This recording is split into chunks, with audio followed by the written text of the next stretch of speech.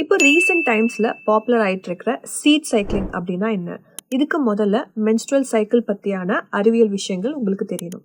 So இந்த menstrual சைக்கிளையே மொத்தம் 4 பகுதிகளாக பிரிச்சுக்கலாம். ஃபர்ஸ்ட் பார்த்தீங்கன்னா மென்ஸ்ட்ருவேஷன். அந்த ஃபர்ஸ்ட் டு 5th டே நடக்கிற மென்ஸ்ட்ரல் பீடிங்காக மென்ஸ்ட்ரல் ஃபேஸ்ன்னு சொல்லுவோம். ரெண்டாவது பார்த்தீங்கன்னா ஃபாலிகுலர் ஃபேஸ். அந்த 5th to 14th டே வரைக்கும் நடக்கிற ஃபேஸ் தான் ஃபாலிகுலர் ஃபேஸ். ஸோ இந்த டைமில் தான் ஈஸ்ட்ரோஜன் ஹார்மோன் பெண்களுக்கு அதிகமாக சுரக்கும். மூன்றாவது பார்த்தீங்கன்னா ovulatory face. ஓவலேஷன்னா 14th to 16th நடக்கிற அந்த கருமுட்டை ரிலீஸ் ஆகிறது தான் ஓவலேட்ரி ஃபேஸ்ன்னு சொல்லுவோம். நான்காவது பார்த்தீங்கன்னா லியூட்டியல் ஃபேஸ்.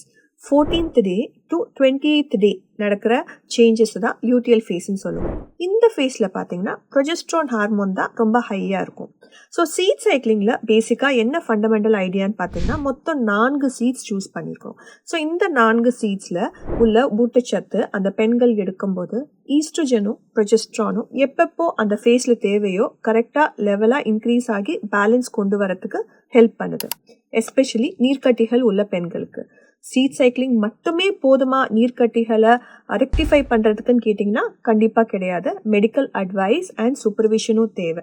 இதை தாண்டி இது ஒரு நியூ டெக்னிக்னால நிறைய ஆய்வுகள் போயிட்டே இருக்குது. ஸோ ரிசர்ச் வைஸ் இது ஒரு பெனிஃபிஷியல் இஃபெக்ட் கொடுக்குங்கிறது தான் இது வரைக்கும் வந்திருக்கு.